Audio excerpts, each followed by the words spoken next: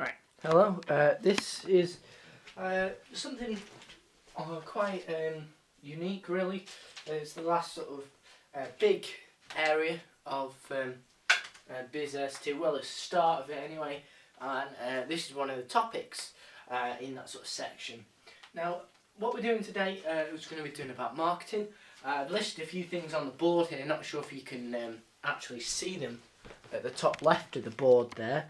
But essentially what we're doing today is we're talking about marketing, what it is, niche versus mass market, which is, if you've done Biz AS1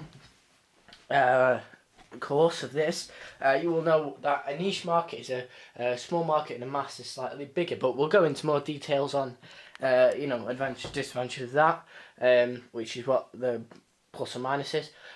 Consumer versus B2B. Now that might look like B and B, but it's B2B, and they're both two types of marketing that we can use, and obviously they're both relevant to niche and mass markets. Otherwise, we wouldn't be including them. But they are a separate sort of category of categorising the marketing. Now, just to kick off. Before, I'm going to add another thing in here after what is marketing. It's called a marketing mix. So I'll just put marketing M. Probably can't see that, but never mind. So basically, you may be asking me, well, what is marketing? I know it's quite a varied topic, because we've got loads of type of marketing here. It's quite sort of involves not just one thing. You might think, well, marketing, surely all that is promotions. Well, part of it is anyway. The definition, a textbook definition you need to know for marketing is that marketing is the process by which oh, damn it, this is very good. First word, identifying, that's it. Identifying, anticipating, and meeting the consumer's needs. Sorry, I forgot the first word was there. Identifying the needs. For identifying the needs, you need to know, it's quite simply, what the consumer wants. Then anticipating them, what they will want in the future is not necessarily what they want now. And then we have satisfying consumer needs, or sort of rounding it off and giving them a good old product that will help them, complete their lives, or whatever you want to call it. So I'll just rub that off there, high-tech rubber. Come down from the rubber because it's just there, and might rub off some other stuff. Now, what I'm gonna write this down here. So I may end up rubbing it off, but something called a marketing mix. You may go, well, what is a marketing mix? It's a very fancy sounding word. What does it actually mean? Well, basically, if a business has got poor marketing, so it doesn't identify its consumers well, it doesn't anticipate what they're going to want, and it doesn't satisfy their needs, and it's got poor marketing. You go, well, how can we improve that? We surely can improve identifying their needs, but how are we actually going to identify the needs and sort of I was going to say exploit them, but it's the wrong word in these days. Just improve on them, sort of thing. So how can a business improve its marketing? That's what the marketing mix tells us. That's just a bit of background there. You didn't need to know that. But basically, there's four things. We need the 4 P's for marketing. So we've got, great, pen's about to go. So we've got something called the place. So that's where you're going to market it. So where you're going to advertise it, for example. You've got the promotion. So how you're going to promote it. What methods are you going to use? People, who's your target audience, how they're going to see it, sort of thing. People, and values products, just double check. Products. So what kind of products are you going to do?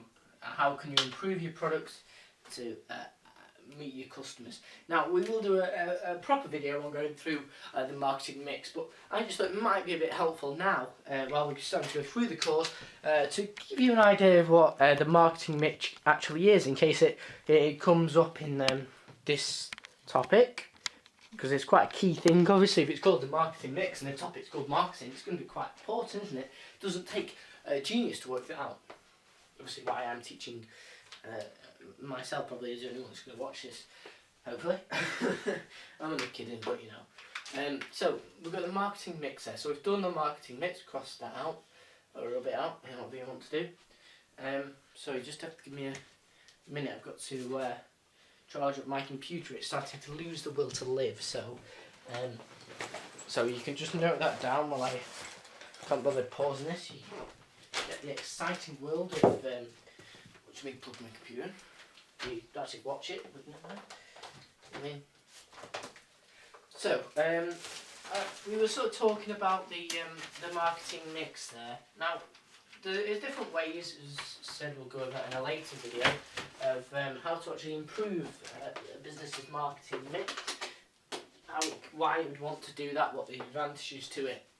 But we're going to go on something now you may have heard in Business 1.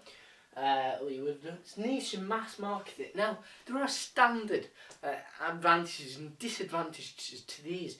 Well, I could add a few more for Business 2. Now, I'm going to start just by, I'm not going to write this down, just going to rub marketing mix off, because you probably will have copied that down, and I'm going to need the space here. So, one side I'm going to put niche and one I'm going to put mass, and I'll talk you through what they are. So a niche market is, definition is, it's a subsection of a market,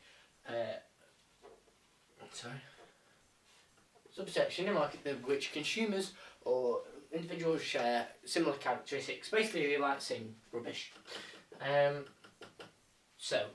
That's what niche, and obviously a mass market is the whole market as a whole, whereas a niche is a smaller market. Now, actually, I think I will, just before I finish this, I'll draw a little thing here. I'm going to rub it off, so don't worry if you don't understand it. This circle, I'm going to do something like a pie chart here. So, this is what we call the market, or the mass market. And now I'm going to do a small circle, colour that in, and that's going to be our niche market. Well, not colour it in, just make a mess of it, really. So, that, I know it was a bit like a year 2 drawing of a cell, the nucleus and stuff, but never mind, not biology.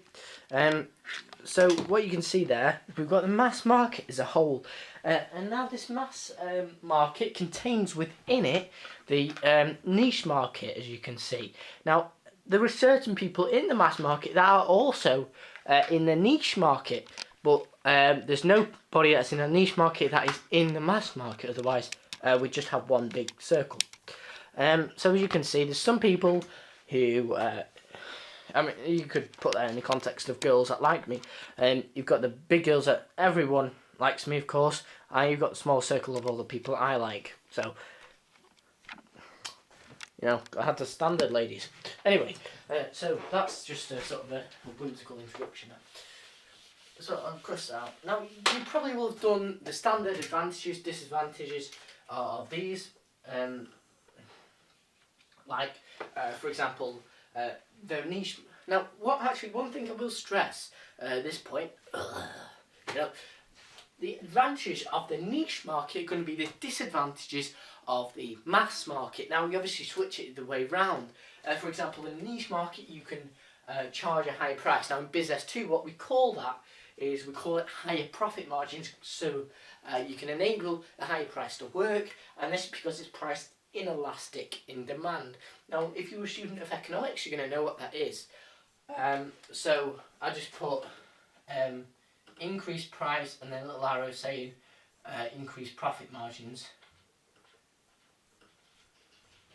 Now, as I said, these two are heavily linked. So, as I was mentioning, in a niche market, you are able to. Oh, great! No, no, no.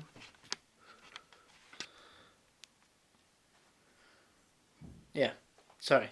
So as I was saying, in a niche market, you are able to increase the price because uh, there's a PED between 0 and -1. Now, if you don't know what price elasticity of demand is, I'm not going to write it down now because I will do an official price elasticity video for F581.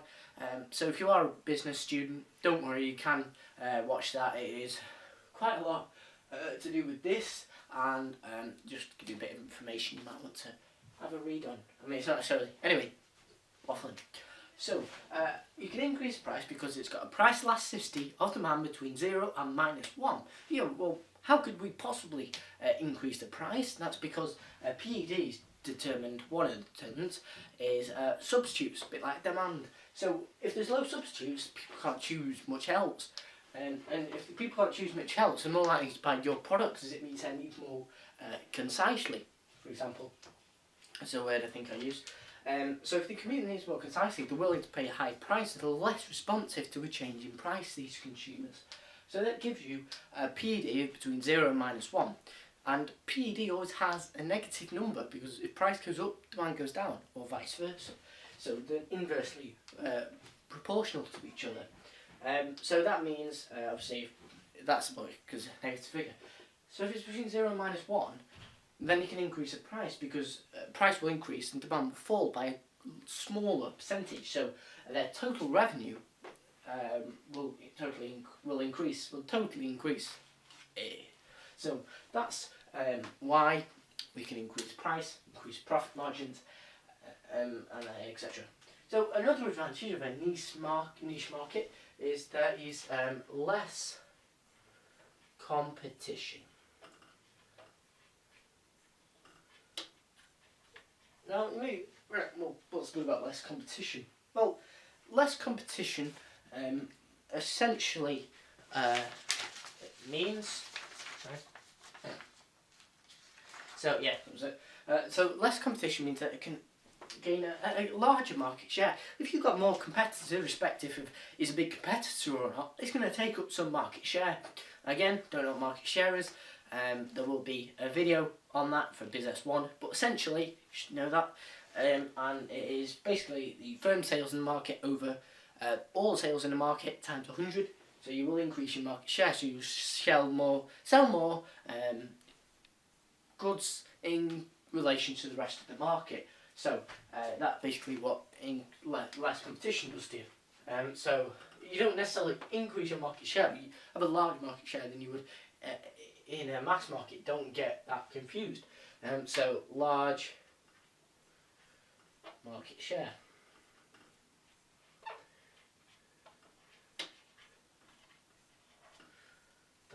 So as I said before, you can switch them around. So the advantage of this would become the disadvantage of the mass market, and the advantages of a mass market would be turned into the disadvantages of the niche market. So instead of trying to cram it on in the bottom of the niche market, what I'm going to do simply is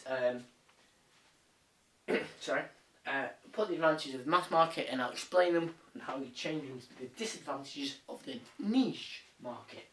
So, to work out an advantage of the mass market, we need to know a disadvantage of the niche market and change it around. So, a disadvantage of a niche market could be you don't have economies of scale. It's hard to get. Now, what we mean by economies of scale is basically buying in bulk and getting a discount. So, but you're in a mass market, so we turn it on its head. So you can do that for a mass market. Economies of scale can be achieved in a mass market. This is purely because there's a larger demand, so you can buy all this good knowing it's going to be sold. And the advantage of that is a unit cost decrease. But obviously you go into that and explain what you do with them unit costs in terms of operational decisions, depending on what kind of market it is, which you can relate to this actually. So, but for the moment, all I'm going to put down there is you can achieve economies of scale. Economies of scale achieved. Can be achieved. Now, that is really good actually, because I was just going to say, before I stop myself and make myself write it down, basically economies of scale, if you can do that, you can decrease your unit cost. Just same as if you were increasing like productivity, you decrease your unit cost, but we're talking about economies of scale. Economies of scale, so it hasn't really worked out. So basically all you need to know is economy of scale, buying in bulk, reduce the unit cost, because suppliers are like, yes, if you buy more from us, we'll give you a little bit of a discount, but obviously when we go back to cash flow, I know we're linking in all the topics here, but if we go back to cash flow, economies of scale, your mass market, if you buy in bulk, if you are constantly switching around to find the best supplier, and you buy in bulk from one supplier because they say they give you the best discount, the next supplier is not going to do that because they're going to go, well, they're only buying from us because we're giving them a discount. So you'd link it into cash flow if it asks you to. But in this context, a disadvantage of a niche market, you can't sell you can't get economies of scale because you don't sell any large quantities, but with mass you turn it on its head. Mass market, so it can be achieved as a bonus. So another advantage of a mass operating in a mass market is a disadvantage of a niche market, and another disadvantage of a niche market is the low sales. So we turn that on its head, and you can have high sales. So this means you can enjoy greater brand awareness because people buy more from your product, and that could enable it further. Now another disadvantage of a niche market is if a market is successful in just selling its products and it really catches on, the market grows, it's like a bigger market, it's still a niche market in comparison, but the larger firms see this and go, oh yes, there's profitability here, and they use something called lean on production, or lean on production I think it's called. Basically this is where they employ like robots, they do employ robots to build short-term machines, short-term products, so how's that an advantage of a mass market? So basically the disadvantage of the niche market, the advantage of the mass market, and what I was saying there was you can have competitors entering the larger firms if they decide it's worthwhile. So you'd be more threatful from competition, even though that's put less. If the market succeeds, then you have more competition. And obviously, with a lower firm who normally operates in a niche market, we assume to be quite a small firm. Otherwise, you're not going to need massive warehouses. Otherwise, you'd probably rationalise as you pay too much for your overheads of your business, and this could lead to significant fixed costs for your business that you'd have to pay off. You'd have to charge an even higher price, and that could actually affect your demand, even though it's price inelastic of demand. It could still affect that. That's a bit. So basically, you're less. If you've got more competition, you're less. I'm not going to write that one down actually because it's too confusing. That you might get a bit confused. So if you don't get what I've just said, completely ignore it. All you need to know is you can flip these on the sides, and there's two there, and there's two there. You can flip it around. There are a few more. I'm not going to go into the details, but I'm assuming it's just going to be because you can't flip them around. You can talk about the same sort of thing. Just going to go into my book. I'm not going to write these down, but I'll just say them out. Just get to the page. And advantage of mass marketing, niche marketing, ability to focus on consumer needs. That's why we can charge a higher price as well. That's sort of what we mentioned. A return on marketing expenditure is high. This is an advantage of a niche market. So they're well targeted. Yeah, that's what I was going to mention actually. For a niche, it's very easy to target your customers. In terms of the advertising, for example, I should mention this actually. Basically, because you've got a small audience, the needs are very concise. You know what to target them in. Either you turn that into a disadvantage or a mass market, because if you've got a large amount of customers, varied sort of the amount of different specific needs, and everyone doesn't want the same thing, even though it's in a mass market. They still want slightly different things. So, sorry, you could say an advantage of you can a niche market could be targeted marketing.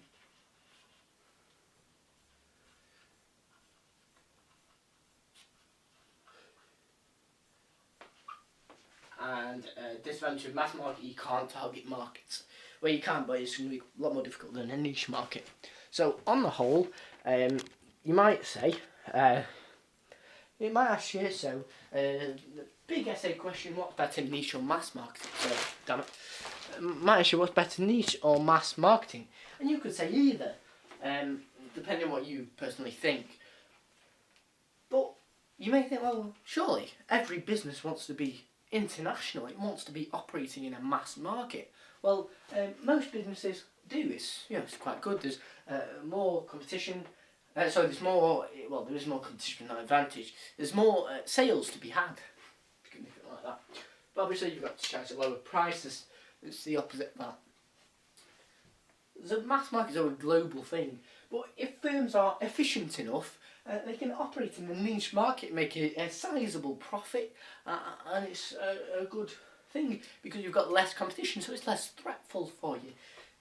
Obviously, you mass market, big firms could join, but if you're efficient and you get there first, you get in the niche market first, you build the brand loyalty, so the customers will think, well, we've used that one before, we're going to use it again, and you can sort of merge that into keeping your foothold in the niche market. Even if a big firm comes in and slashes your price, well, not your prices, but slashes their prices, and in response, it looks like you'd have to slice yours to say, but not necessarily if you've got a foothold in that market. So it depends how loyal your customers are, price elasticity of demand, etc. That was a very long overview of mass and niche. The main thing you need to know are them things I put on the board. That's why I've left them on there. I've not left them on there. Oh, keep the camera, never mind.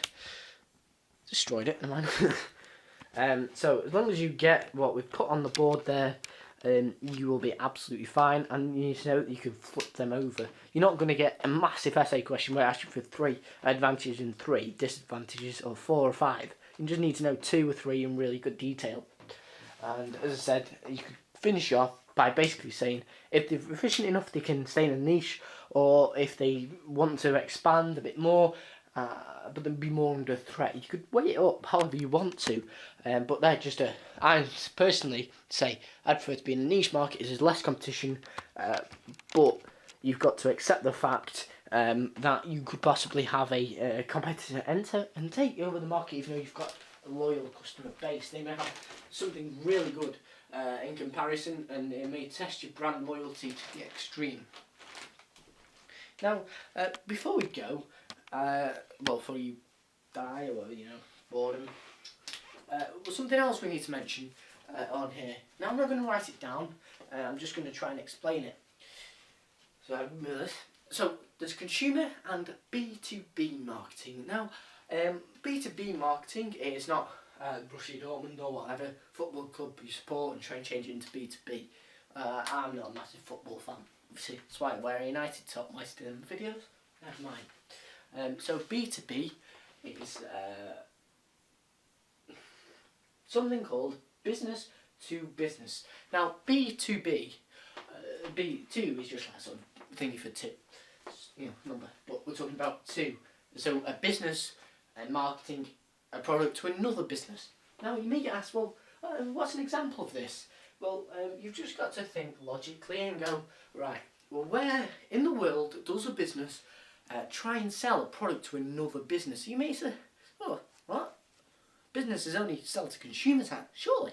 Well, No, for example, you've got your PlayStation Online or Xbox or whatever you might play, and the servers there are not owned, not run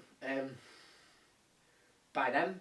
For example, there might be, there might not be.